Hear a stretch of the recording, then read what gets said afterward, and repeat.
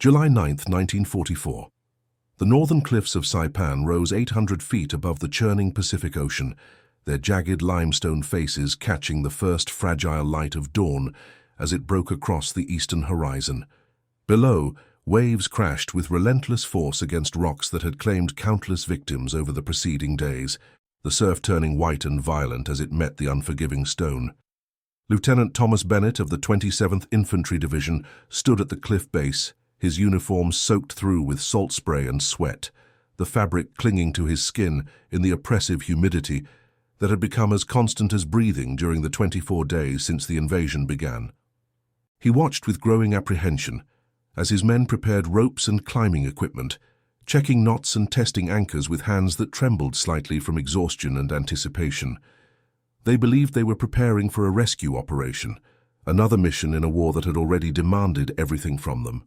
They had no idea they were about to witness one of the most tragic and transformative moments of the entire Pacific campaign, an event that would fundamentally alter their understanding of who the enemy truly was. Before we dive into this story, make sure to subscribe to the channel and tell me in the comments where you are watching from. It really helps support the channel. What began as a mission to save lives would reveal the devastating power of propaganda and transform how American forces understood the human cost of this conflict.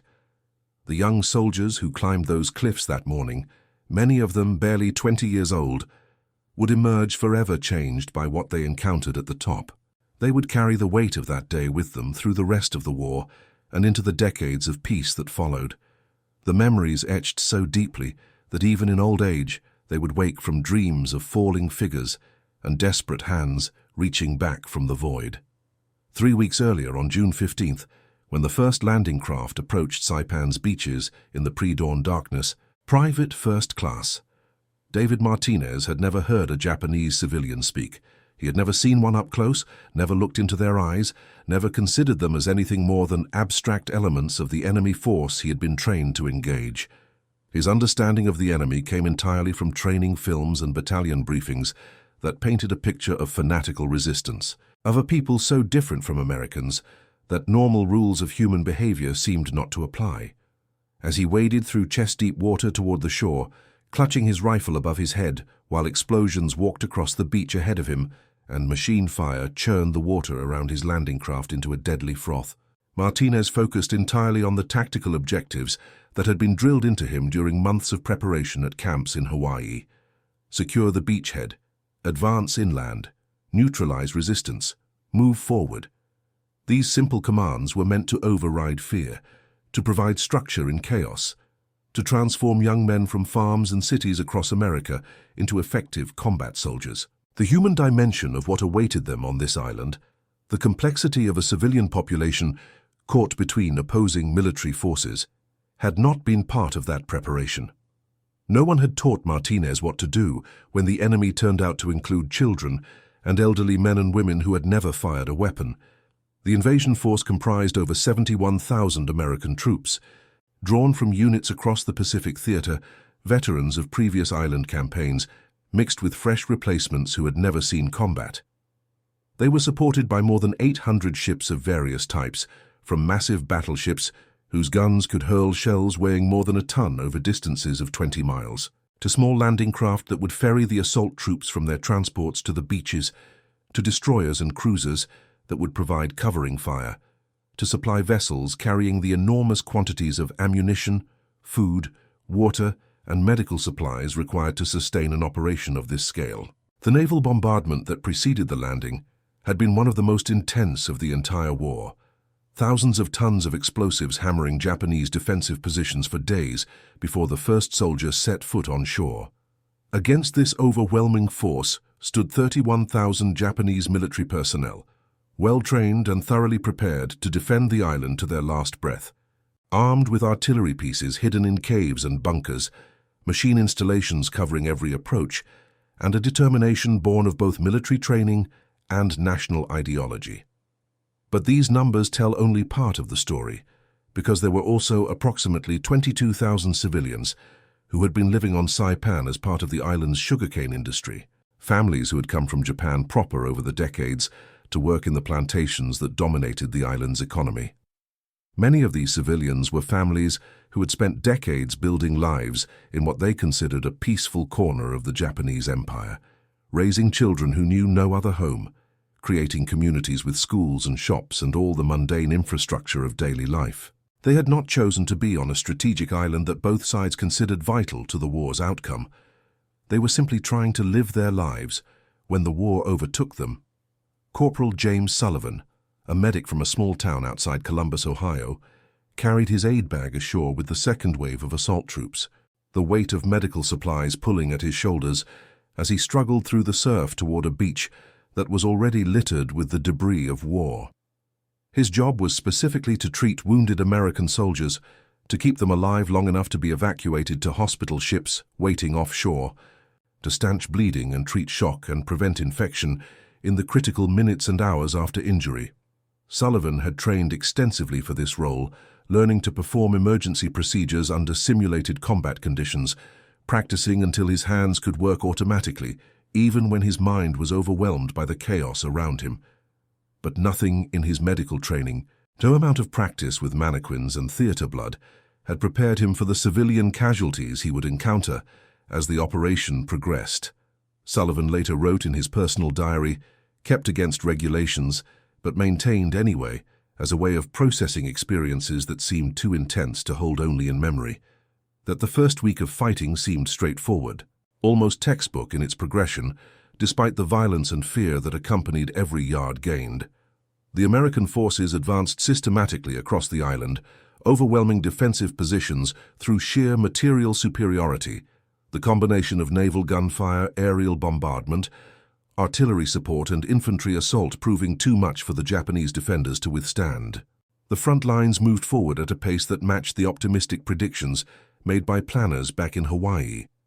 Then, as American forces pushed deeper inland toward the central part of the island, they began finding the bodies of Japanese civilians. Not casualties of combat, not collateral damage from stray shells or bombs, but deliberate casualties who had taken their own lives rather than face what they believed awaited them under American occupation. By late June, as American forces pushed the remaining Japanese military personnel toward the island's northern end in a systematic advance that left the defenders with less territory each day, civilian refugees began appearing in growing numbers from caves and jungle hideouts where they had been hiding since the invasion began.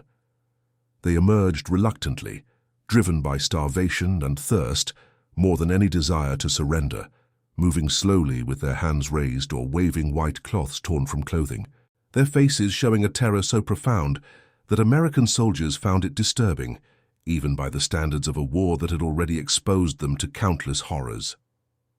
Interpreter Sergeant Roy Nakamura, a second-generation Japanese-American from California whose family had been among those relocated to internment camps early in the war before his military service allowed them some measure of redemption and respect, became absolutely crucial to understanding what was happening in the minds of these terrified civilians. Nakamura spoke Japanese fluently, having grown up in a community where the language was spoken at home even as English dominated in school and public spaces. His ability to communicate with civilians who spoke little or no English transformed him from a useful asset into an essential bridge between two groups who had been taught to see each other as monsters. The civilians who finally began speaking with Nakamura, usually only after hours of patient encouragement and demonstrations that they would not be harmed, spoke in halting voices about instruction from Japanese military authorities that had been systematic and thorough.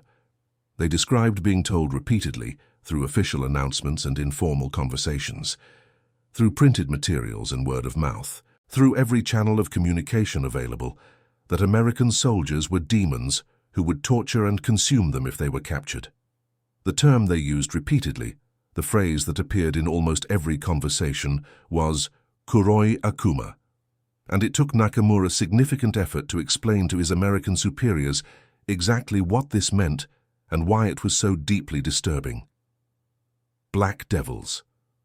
The darkness referred not to skin color, but to a moral darkness, a demonic nature that existed beyond human evil, something supernatural and unstoppable, and absolutely committed to causing suffering. Lieutenant Colonel William O'Brien, listened to Nakamura's translations with growing concern that transformed into something approaching dread as the full implications became clear.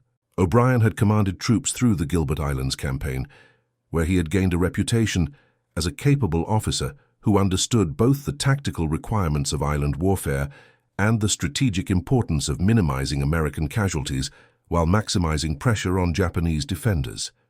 He thought he understood the nature of Pacific warfare after those experiences, thought he had seen the full range of challenges that this type of combat could present. This situation developing on Saipan was different in fundamental ways that his previous experience had not prepared him for. The approaching endgame on Saipan was not going to be a conventional military conclusion where defeated forces surrendered en masse and occupied territory came under American control in an orderly fashion. As Japanese forces concentrated in the northern part of the island, compressed into an ever-shrinking pocket of territory, as American lines advanced from the south and east and west, they were bringing thousands of civilians with them into this final defensive position. These civilians were not hostages in the traditional sense, not being held against their will exactly, but they were under the complete control of military authorities who had thoroughly convinced them that surrendering to Americans meant a fate worse than death. O'Brien requested additional medical personnel who could treat civilians if they could be convinced to surrender, additional translators who could help communicate with refugees who might emerge from the shrinking defensive perimeter, and additional supplies of food and water to sustain a potential large-scale humanitarian operation. But even as he made these requests through proper channels, writing reports and sending dispatches to higher headquarters, he knew intellectually that he could not request what was truly needed. There was no protocol for what was coming, no section in any manual that addressed how to handle a civilian population that had been so thoroughly propagandized that mass self-destruction seemed like a reasonable choice. On July 7th, as the defensive perimeter shrank to just a few square miles of territory on the northern peninsula, the remaining Japanese forces launched what would later be called one of the largest banzai charges of the entire Pacific War, a desperate nighttime assault that represented both military strategy and something more primal, a final defiant gesture against inevitable defeat. Thousands of soldiers, many already wounded from weeks of continuous combat, some armed only with bamboo spears or sharpened sticks when their ammunition ran out, others carrying rifles with just a few rounds remaining, attacked American positions in a massive wave that crashed against defensive lines with terrifying force and determination. The attack was defeated through overwhelming firepower, American machine installations and artillery positions laying down such concentrated fire that the assault simply could not advance through the wall of explosives and projectiles that met it. The casualties among the attacking Japanese forces were catastrophic, bodies piling up in front of American positions until they formed literal barriers of the fallen. But while the military attack failed in its objective of breaking through American lines, it succeeded in clarifying the tactical situation. The Banzai Charge had consumed the last organized resistance, leaving American forces facing a new problem that was in some ways more difficult than the military challenge they had just overcome. Behind where the military forces had been concentrated, trapped on the northern peninsula with nowhere to retreat and no possibility of evacuation, were between 8,000 and 10,000 civilians who had been following the army northward as it retreated, believing that proximity to Japanese military authority offered their only protection against the demons they thought were pursuing them. Private Martinez reached the base of the northern cliffs on July 8th, approaching the area in late afternoon as part of a larger movement of American forces into the final pocket of Japanese-controlled territory. By then, he had been on Saipan for 23 days of almost continuous combat operations, 23 days of advancing under fire, taking cover from artillery and mortar rounds, sleeping in hastily dug foxholes when sleep was possible at all, eating cold rations when there was time to eat, watching friends get wounded or worse, firing his weapon countless times at enemies who were sometimes visible and sometimes hidden, experiencing the peculiar combination of boredom and terror that characterized infantry combat. He had seen his friends wounded and lost, carried stretchers bearing bodies he had known and liked, written letters home that tried to describe his experiences, without revealing anything that would trouble his family or violate security regulations. He had fired his weapon countless times at targets that included both military personnel and sometimes fortified positions where the distinction between combatant and civilian was unclear in the moment. But he had also seen Japanese civilians treated at American aid stations by medics like Sullivan, who worked to save lives regardless of uniform or nationality, watched doctors perform surgery on wounded civilians with the same care they gave to wounded American soldiers, observed military police treating refugee groups with unexpected gentleness given the brutal context of the campaign. The contradiction between the brutal necessity of combat and the humanity of these small mercy missions had begun to shift something in his understanding of what this war meant and who the enemy actually was. These were not abstractions to him anymore, not the faceless demons from training films, but individuals whose suffering was real and whose humanity was undeniable once you looked closely enough to see it. On the morning of July 9th, Martinez and his squad received orders to establish positions along the cliff base. They were told to be prepared for civilians attempting to flee the shrinking Japanese-controlled territory. What they were not told, because their commanders did not fully understand it themselves, was that hundreds of these civilians had been convinced that jumping from the cliffs was their only escape from the horror that awaited them. The first person Martinez saw fall was a woman holding an infant wrapped in cloth that might once have been white, but was now stained with dirt and dried blood. She appeared at the cliff edge 800 feet above his position, a tiny figure silhouetted against the morning sky, and she paused for a moment that seemed to stretch into eternity as Martinez watched helplessly from below. He could see her looking down, could imagine though not hear the sound of waves crashing against rocks, could almost sense the terrible calculation she was making in those frozen seconds. Then she stepped forward, simply stepped off the edge as though walking through a doorway, and her descent through empty air seemed both impossibly fast and terribly, excruciatingly slow. A nightmare playing out in real time while Martinez stood powerless to intervene, his body rooted to the ground by shock and his mind struggling to process what his eyes were showing him. The woman fell, her body tumbling through space, the infant still clutched against her chest, and then she disappeared into the rocks and surf below with an impact that Martinez could not hear over the ambient noise of wind and waves, but could imagine all too clearly. The infant never made a sound that reached the soldiers watching from the base, never cried out or screamed, simply descended in its mother's arms toward the rocks that would end both their lives in a fraction of a second. Martinez later told interviewers that he screamed when he saw this, opened his mouth and shouted something, though he could never remember what words, if any, he had used, or whether he had simply made an inarticulate sound of protest and horror. But in the moment he could not remember making any sound at all, remembered only a terrible silence broken by the waves and the wind, a silence that seemed to expand and consume everything around him as he processed what he had just witnessed. Within minutes of that first terrible death, more figures appeared along the cliff edge in growing numbers that transformed the scene from an isolated tragedy into something systematic and horrifying in its scale. An elderly man moving slowly, his white hair visible even from the distance below, approached the edge with deliberate steps and went over without hesitation, disappearing into the void as though he had made his peace with this choice long before reaching the precipice. A family group of 5 or 6 people, their specific number impossible to determine from the distance and angle, held hands as they walked to the edge together, maintaining their connection even as they stepped off into empty space, choosing to die together rather than separately. 2 teenage girls who looked like they might have been sisters appeared and seemed to argue for a moment, gesturing and turning toward each other as though debating this final choice, before one pulled the other forward, and they both went over the edge, their bodies separating during the fall. They came to the edge in ones and twos and groups, some alone, and some in families, some hesitating and some decisive, some clearly choosing this path themselves, and some appearing to be pushed by Japanese soldiers who stood behind them with weapons or simply with authority, ensuring that those who might have wavered chose death over the capture they had been taught to fear more than anything.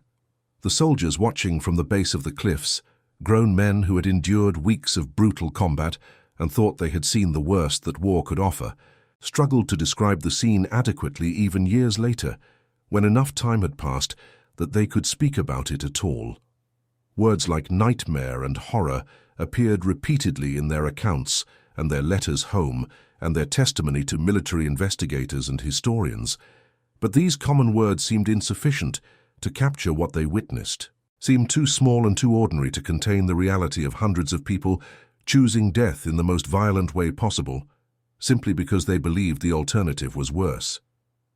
Lieutenant Bennett, who had been coordinating the positioning of his men, looked up at the cliffs and immediately understood that this was beyond any military operation he had been trained for. He began shouting orders: "Get ropes, climb the cliffs, stop them." But even as he gave these commands, he knew the scale of what they were facing made any response inadequate. The cliffs were 800 feet high. There were dozens of civilians already visible at the top, and certainly hundreds more beyond sight. His men numbered fewer than 40. Corporal Sullivan dropped his aid bag and grabbed a rope.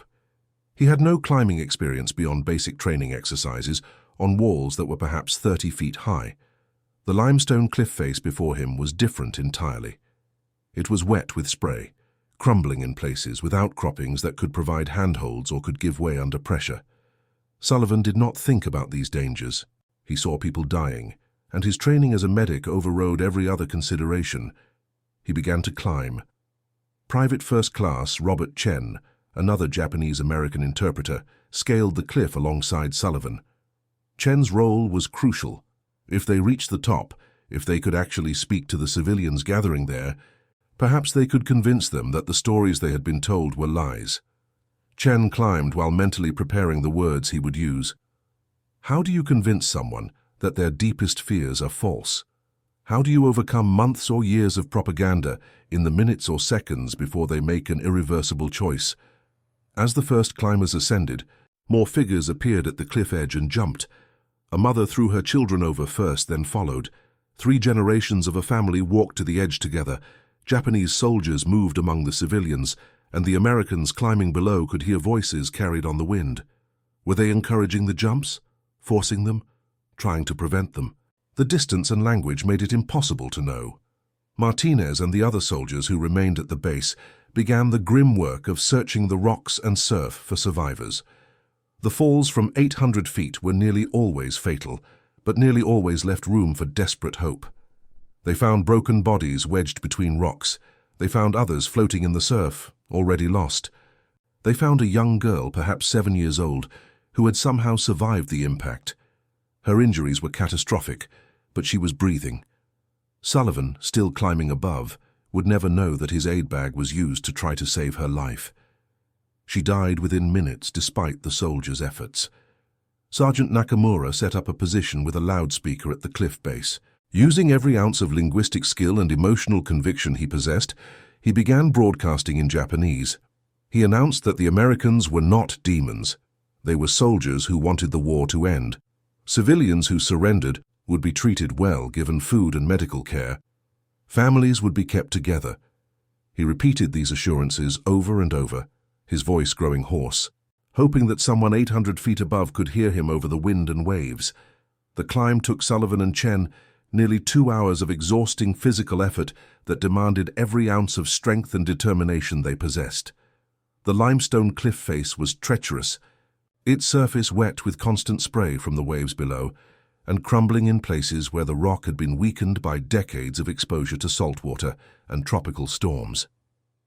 Twice, Sullivan's handhold crumbled without warning, the rock simply disintegrating under the pressure of his grip, and only the rope secured around his waist and anchored by soldiers below prevented what would have been a fatal fall that would have ended his life just as surely as if he had jumped from the top.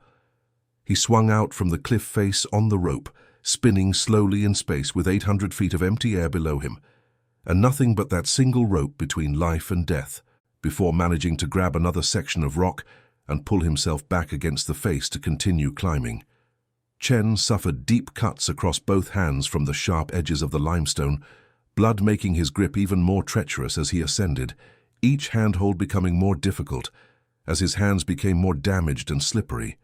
He could feel the sting of salt spray in his wounds, could feel his fingers weakening from pain and exertion.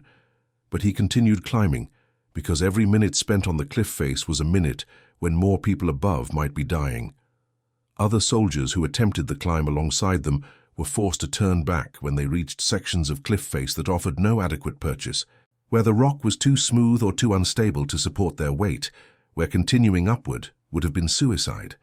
But Sullivan and Chen continued, despite every indication that they should turn back, driven by a knowledge that went beyond rational calculation. They were medic and translator respectively, which meant their skills were specifically the ones needed at the top of this cliff. If they did not make it up, no one would be able to provide medical aid to civilians who might be injured but salvageable, and no one would be able to speak to the refugees in their own language, to cut through the propaganda and convince them that the Americans were not demons. The climb became a test of will as much as physical capability, each upward movement requiring conscious decision to continue despite pain and fear, and the rational voice suggesting that this was impossible and they should give up. When they finally pulled themselves over the edge of the cliff, muscles screaming from exertion and hands torn and bleeding, they found themselves facing a scene that would haunt both of them for the rest of their lives, images that would appear in dreams and nightmares for decades to come. Hundreds of civilians clustered across the northern peninsula in groups of various sizes, some gathered around family units that tried to maintain coherence even in this chaos, others standing alone or in loose assemblages of people who had simply happened to end up in proximity. Japanese soldiers moved among the civilians in a way that remained ambiguous even to observers, their exact role in what was happening unclear from visual evidence alone. Some appeared to be actively encouraging the civilians to jump, gesturing toward the cliff edge and speaking with apparent urgency, using what might have been authority or persuasion or outright command to push people toward the choice of self-destruction. Others seemed to be trying to maintain some form of order in a situation that had long since descended into complete chaos, attempting to organize groups or provide direction in circumstances where any form of organization seemed impossible and direction seemed meaningless. The distinction between these roles was not always clear, even when actions could be observed, and later testimony from survivors would reveal that the Japanese military presence had been deeply divided, with some officers fully committed to the propaganda vision of death before dishonor, while others had privately begun to question whether mass civilian casualties served any useful purpose. In the midst of this confused and terrible scene, American artillery shells continued to fall in the distance, their explosions creating plumes of smoke and dirt that rose into the air at intervals, a reminder that despite the human tragedy unfolding on the cliffs, this was still an active combat zone where military operations continued according to their own logic, separate from humanitarian concerns. Chen began calling out in Japanese. He identified himself as an American soldier of Japanese heritage. He urged the civilians to move away from the cliff edge. He repeated Nakamura's assurances about treatment and safety. Some of the civilians turned to look at him, their expressions mixing hope and terror and confusion. Others ignored him entirely, focused on the edge and the void beyond it. A woman approached Chen cautiously, taking small, careful steps as though moving through a minefield where any wrong move might trigger catastrophe. Carrying a child who appeared to be about 3 years old, the boy's face buried against her shoulder in a way that suggested he was either sleeping or trying to hide from the chaos around him. She spoke rapidly in Japanese once she got close enough, her words tumbling over each other in her fear and desperation and hope that maybe, just maybe, this soldier who looked Japanese and spoke Japanese might offer a path away from the death that seemed to be the only option available. Chen later recalled, in testimony given to military historians and in private conversations with other veterans, that she asked him a very specific question that cut to the heart of what the propaganda had convinced her would happen. She wanted to know whether the Americans would really let her keep her child, whether the stories about families being torn apart were true, whether surrendering meant that she would be separated from this little boy who depended on her absolutely. The propaganda had told her in explicit detail that families would be deliberately separated as a form of torture, that children would be taken from mothers and fathers as punishment for their connection to Japan, that the Americans took a particular cruel pleasure in destroying the bonds that held families together. This belief had driven many civilians to choose death, because death together seemed infinitely preferable to life in separation from loved ones.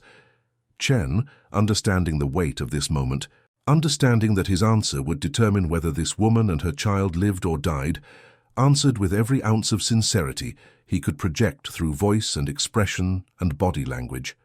He assured her that families would stay together, that the Americans had no interest in separating parents from children, that she would be able to keep her son with her through whatever came next. He asked her name, wanting to establish a human connection that went beyond the roles of conqueror and conquered, soldier and refugee.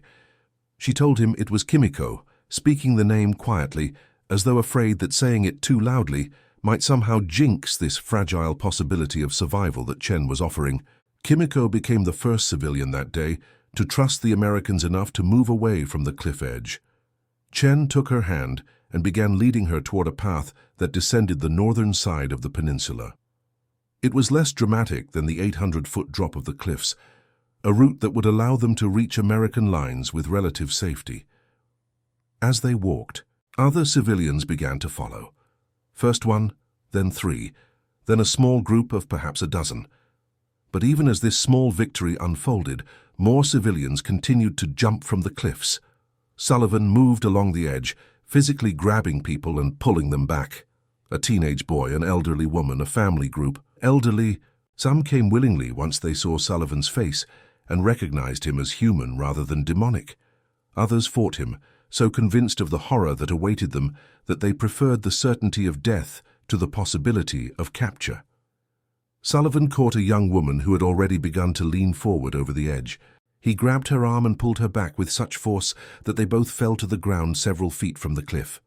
She struggled against him, crying and screaming. Sullivan held her, not speaking because he knew no Japanese, simply holding her and preventing her from returning to the edge. Eventually, Chen reached them and began speaking softly to the woman. Her name was Yuki. She was 19 years old. She had believed she was about to be devoured by demons, and instead she found herself held by a young American soldier who was crying almost as hard as she was. The scene on the clifftop continued for hours. More American soldiers reached the summit. Having followed the route pioneered by Sullivan and Chen, they spread out, creating a human barrier between the civilians and the cliff edge. They used gestures, broken Japanese phrases, and sheer physical intervention to prevent more deaths. Nakamura's voice continued to echo from below, his loudspeaker broadcasting assurances. Lieutenant Bennett, who had climbed up later, coordinated the effort to lead civilians down to safety. The process was agonizingly slow. Each group had to be convinced that they were not walking toward torture and death.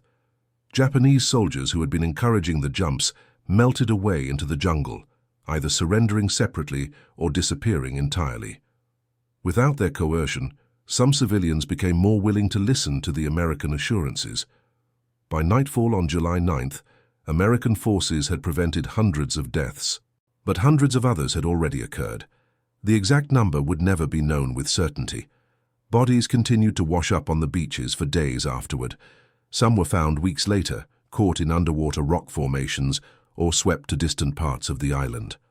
Martinez spent that night at the cliff base, helping to process the civilians who had been brought down safely.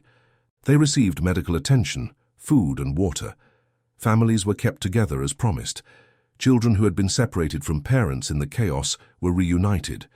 The Americans set up a temporary camp where the civilians could rest under guard, not prisoners exactly, but not free to leave either, a strange liminal space in the midst of war. Over the following days, as the reality of their situation became clear to the civilian survivors, something remarkable began to happen. The same people who had been prepared to die rather than face American capture became willing to help convince other holdouts that surrender was safe. Kimiko, the first woman Chen had led away from the cliff, became one of the most effective voices for encouraging other civilians to emerge from hiding. Sullivan treated dozens of civilians for malnutrition, dehydration, and injuries sustained during the chaotic final days of the operation. He later wrote that the Japanese civilians showed the same human responses to care and kindness as anyone else. They were grateful for medical treatment. They worried about their family members. They showed relief at having survived. The propaganda that had painted them as fundamentally different, as willing participants in mass suicide, dissolved in the face of actual human interaction. The military operation concluded in the following days. Saipan was declared secure on July 9th, though small pockets of resistance continued for weeks. The civilian toll was staggering. Out of approximately 22,000 civilians on the island, at least 1,000 died at what became known as Suicide Cliff and Banzai Cliff. Thousands more died during the operation itself, caught between the fighting forces or succumbing to disease and starvation. But the Americans had also saved thousands. The exact number was difficult to calculate, but estimates suggested that the intervention at the cliffs prevented between 500 and 1,000 additional deaths. The soldiers who climbed those cliffs, who physically pulled people back from the edge, who spent hours convincing terrified civilians that surrender was not a death sentence, had made a tangible difference in a situation that seemed beyond redemption. The psychological impact on American forces was profound. Martinez later became an advocate for more humane treatment of Japanese civilians as the war moved closer to the Japanese home islands. He spoke in military briefings about what he had witnessed, arguing that the propaganda Japanese civilians had been fed made them victims as much as combatants. His testimony, and that of dozens of others who experienced the events at Saipan, influenced American planning for subsequent operations. Sullivan continued his work as a medic through the end of the war, but he never forgot the cliff at Saipan. In letters home, he described the moment when he pulled Yuki back from the edge, how her terror had been so complete that she was willing to fight him to reach her death. He described the hour he spent holding her while Chen translated assurances, how gradually her struggles had weakened and then ceased, how eventually she had simply collapsed against him and cried. Sullivan wrote that this moment encapsulated something essential about the war that combat itself had never revealed to him. The enemy was not an abstraction. They were individuals who felt fear and relief and gratitude just as he did. Chen's work as an interpreter became crucial in the weeks following Saipan's capture. He interviewed hundreds of civilian survivors, documenting their experiences and understanding of the propaganda they had received. His reports formed the basis for American psychological operations in subsequent campaigns. The goal became not just to defeat Japanese military forces, but to undermine the propaganda that made civilians willing to die rather than surrender. The civilians who survived, like Kimiko and Yuki, faced uncertain futures. They were eventually relocated to camps where they remained for the duration of the war. Some later returned to Japan. Others, particularly those who had been born on Saipan and knew no other home, remained in complicated legal situations for years. But they were alive. The children who had been hours away from being thrown off cliffs by their terrified parents grew up. They had families of their own. The line of their existence continued because a group of American soldiers had decided that preventing their deaths was worth risking their own lives. Lieutenant Bennett received a commendation for his leadership during the operation, though he later said he felt conflicted about being honored for what he considered a failure. He had saved hundreds, but he had also watched hundreds die. The images of those falling figures haunted him. In the years after the war, he became active in reconciliation efforts between the United States and Japan, arguing that understanding the human cost of the conflict was essential to preventing future wars. The cliffs themselves became a memorial site. In later years, monuments were erected to remember both those who died and those who were saved. Japanese and American veterans sometimes visited together, old enemies united by the shared memory of a terrible day. Some of the civilians who had been saved returned as well, bringing children and grandchildren who existed only because strangers had cared enough to climb an 800-foot cliff to prevent their deaths. The strategic importance of Saipan extended beyond the island itself. Its capture brought the Japanese home islands within range of American bombers. The loss of Saipan led directly to the fall of the Japanese government then in power. But for the soldiers who fought there, and especially for those who witnessed the events at the cliffs, the significance was more personal. They had seen the ultimate consequence of dehumanizing propaganda. They had seen what happened when people were convinced that their enemies were not human but demonic. The lessons of Saipan influenced American policy in the final year of the war. When planning for the potential invasion of the Japanese home islands, military authorities took seriously the possibility that mass civilian casualties could result from similar propaganda efforts. The atomic bombings, terrible as they were, occurred in a context where American planners had seen at Saipan what could happen if the civilian population was convinced that death was preferable to surrender. Whether this influenced the decision to use atomic weapons remains a matter of historical debate, but the specter of Saipan was certainly present in those deliberations. For Martinez, Sullivan, Chen, Bennett, and the dozens of other soldiers who participated in the rescue efforts at the cliffs, life after the war was shaped by what they had experienced. Many struggled with what today would be recognized as post-traumatic stress. They had nightmares about falling figures. They questioned whether they could have done more. They wondered about the people they had not been able to save. But they also carried forward the knowledge that individual actions mattered. In a war involving millions of people and countless atrocities, their specific choices to climb a cliff, to grab someone's hand, to spend hours translating assurances, had made the difference between life and death for hundreds of individuals. This was not the heroism of combat, not the valor of facing enemy fire. It was the quieter heroism of insisting on humanity in the midst of mechanized slaughter. The story of what happened at the Saipan Cliffs remained relatively unknown for decades. It did not fit easily into narratives of American heroism or Japanese perfidy. It was too complicated, too tragic, too revelatory of the human cost of propaganda and fear. But for those who experienced it, and for the families of those who were saved, it represented something essential about what war does to human beings, and what human beings can do even in the midst of war. Kimiko, the first civilian led away from the cliff edge by Chen, survived the war and eventually returned to Japan. She married and had 4 children. One of her daughters became a teacher who specialized in teaching about the war years, ensuring that new generations understood not just the battles and strategies, but the human experiences of those who lived through the conflict. Kimiko often spoke about the moment when she decided to trust the American soldier who spoke Japanese, how everything she had been told suggested this was a fatal mistake, but how something in his eyes convinced her that he was telling the truth. Yuki, the young woman Sullivan pulled back from the cliff edge, had a more difficult path. The trauma of what she had experienced and witnessed left deep psychological scars. She struggled with survivor's guilt, wondering why she had been saved when so many others had died. But she also eventually found peace, partly through connecting with other survivors and partly through a chance encounter years later with Sullivan himself, who had tracked her down to ensure she knew that saving her life had been one of the most meaningful things he had ever done.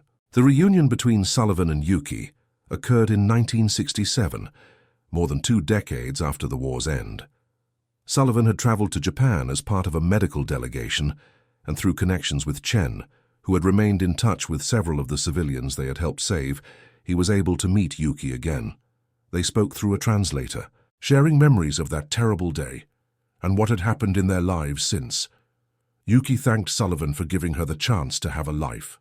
Sullivan thanked Yuki for reminding him, in one of the darkest moments of his life, what he was fighting for. The broader historical significance of the Saipan operation extended into the post-war period in ways that were not immediately apparent. The lessons learned about civilian populations under propaganda influenced American occupation policy in Japan. The relatively lenient treatment of Japanese civilians after the war, the efforts to preserve social structures and rebuild rather than punish, were informed in part by the understanding that ordinary people were often victims of their government's actions rather than willing participants. Martinez, who had watched that first terrible moment when the woman and infant fell, never spoke publicly about his experiences at Saipan until late in his life. When he finally agreed to be interviewed for a historical project in 1989, he was in his 60s. He described how the memory had stayed with him every day for 45 years. He described how it had shaped his view of war, of propaganda, of the importance of seeing enemies as human beings. He described how he had named his own daughter after Kimiko, the woman whose trust in Chen had begun the process of saving hundreds of lives. The soldiers who climbed those cliffs were not seeking glory. Most did not receive significant recognition for their actions. In the immediate aftermath of the operation, the focus was on the military victory, on the strategic implications of Saipan's capture. The humanitarian crisis at the cliffs was a footnote, mentioned briefly in reports and then largely forgotten in favor of more conventionally heroic narratives. But the people who were there remembered. The civilians who survived passed down stories to their children and grandchildren. The soldiers who participated carried the memories with them always, and gradually, over decades, the story emerged as a crucial counter-narrative to simplified versions of the Pacific War. It revealed the human cost of propaganda, the tragedy of civilians caught in military conflicts, and the capacity of individuals to choose mercy, even in the midst of mechanized violence. Chen, whose language skills had been so crucial to the rescue effort, spent the rest of the war and much of his post-war life working on reconciliation and translation. He became a professor of Japanese studies, teaching new generations of students about the complexity of the wartime experience. He often told his students about the day at the cliffs, using it as an example of how language and communication could literally save lives.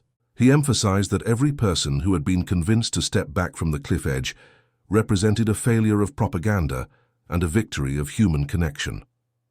Lieutenant Bennett, who had organized the rescue effort despite having no protocol or preparation for such a situation, went on to a military career that emphasized humanitarian operations. He became an advocate within the military for training that addressed civilian populations in combat zones. He argued that soldiers needed to be prepared not just for combat, but for the complex moral situations that arose when military operations involved civilian populations. His advocacy influenced the development of rules of engagement and training programs that continued long after his retirement. The physical site of the cliffs underwent various changes over the years. Immediately after the war, it was simply a place of tragedy, avoided by locals and occupying forces alike. Over time, as the island rebuilt and developed, the cliffs became a tourist destination, though one marked by solemnity. Markers were placed indicating where the events had occurred. Memorial ceremonies were held on anniversaries, attended by survivors, descendants, and veterans from both sides. In 2005, 61 years after the events, a joint memorial was dedicated at the site. It featured inscriptions in both Japanese and English, describing what had happened and honoring both those who died and those who worked to prevent more deaths. The ceremony was attended by several survivors, now in their 70s and 80s, and by children and grandchildren of the soldiers who had participated in the rescue efforts. Martinez, by then quite elderly, attended with his daughter Kimiko, named after the woman whose trust had started the process of saving lives. During that ceremony, survivors and veterans shared memories. They spoke about the propaganda that had convinced civilians that death was preferable to capture. They spoke about the soldiers who had risked their lives to prevent those deaths. They spoke about the importance of remembering not just the tragedy, but also the humanity that had been displayed in the midst of horror. The ceremony concluded with a moment of silence for all those who had died at the cliffs, followed by a celebration of all those who had lived because of the intervention that day. The historical record of what happened at Saipan's cliffs remained somewhat fragmentary. Not all details were documented at the time. Some testimony came decades later, filtered through memory and trauma.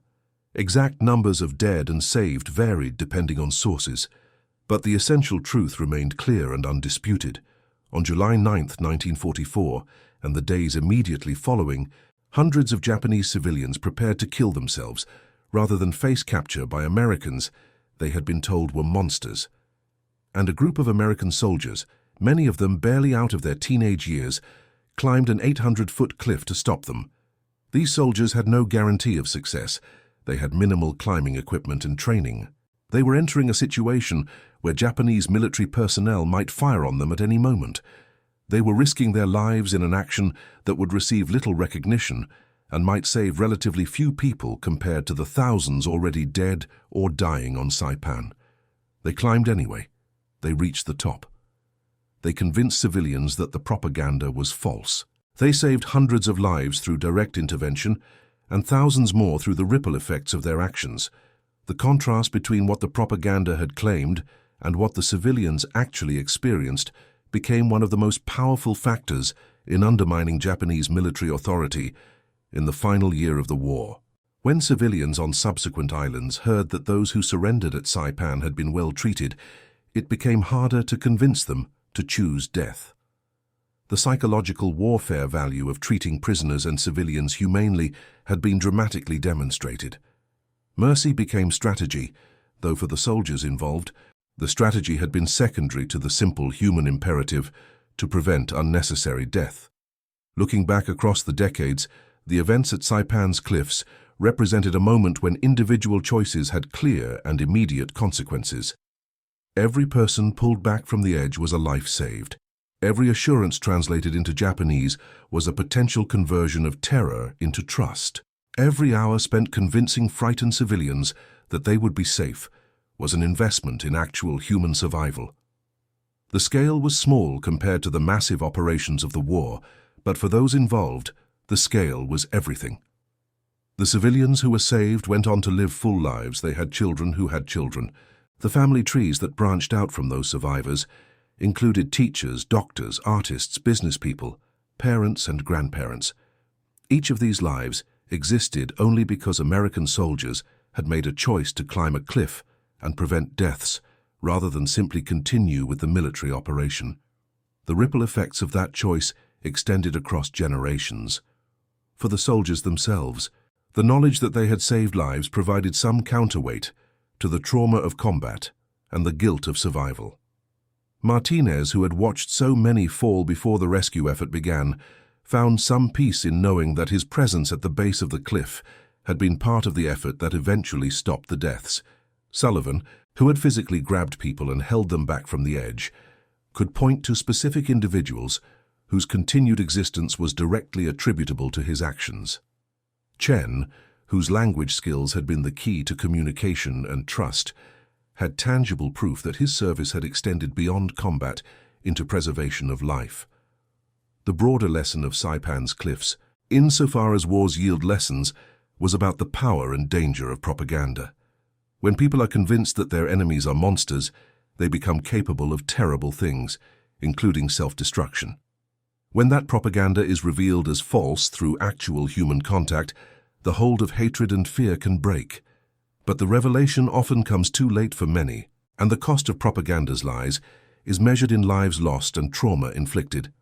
The American soldiers who participated in the rescue effort came from diverse backgrounds. Some, like Chen and Nakamura, were Japanese Americans whose loyalty to the United States had been questioned because of their heritage. They proved their loyalty not through hatred of Japan, but through service to humanity. Others, like Martinez and Sullivan, had no connection to Japan beyond the war itself. They learned through direct experience that the enemy was not a monolithic evil, but a collection of individuals, many of whom were victims of circumstances beyond their control. This understanding, hard-won and traumatic in its acquisition, shaped how these veterans viewed international relations for the rest of their lives. They became advocates for diplomacy, for cultural exchange, for anything that helped people see across national and cultural boundaries. They argued from personal experience that dehumanizing enemies, while perhaps useful for military morale, came with terrible costs when those enemies were defeated and revealed to be human beings after all. The night after the rescue effort at the cliffs, Martinez sat with a group of soldiers who had participated. They were exhausted, traumatized, and struggling to process what they had witnessed. Someone asked whether they had done enough. Bennett, the lieutenant who had coordinated their efforts, responded that they had done what they could do. They had saved hundreds. They could not save everyone. They had to live with that knowledge. But they also got to live with the knowledge that their actions had mattered, that specific individuals were breathing that night who would not be breathing if not for their intervention. This conversation, or ones like it, occurred among soldiers throughout the American forces who had witnessed the events at the cliffs. The psychological impact rippled out through the military, influencing attitudes and approaches as the war moved toward its conclusion. The recognition that civilians were often victims rather than combatants shaped planning for subsequent operations and for the eventual occupation of Japan. In the decades after the war, historians debated various aspects of the Saipan operation. They analyzed strategic decisions, tactical implementations, casualty figures, and long-term consequences. But for those who had been present at the cliffs, these academic discussions seemed distant from the reality they had experienced. They had not been making strategic calculations when they grabbed the ropes and began climbing. They had not been thinking about historical significance when they pulled people back from the edge. They had simply been responding to human suffering in the only way that seemed possible. They had tried to save lives. Sometimes they had succeeded. And that concludes our story. If you made it this far, please share your thoughts in the comments. What part of this historical account surprised you most? Do not forget to subscribe for more untold stories from World War II and check out the video on screen for another incredible tale from history. Until next time.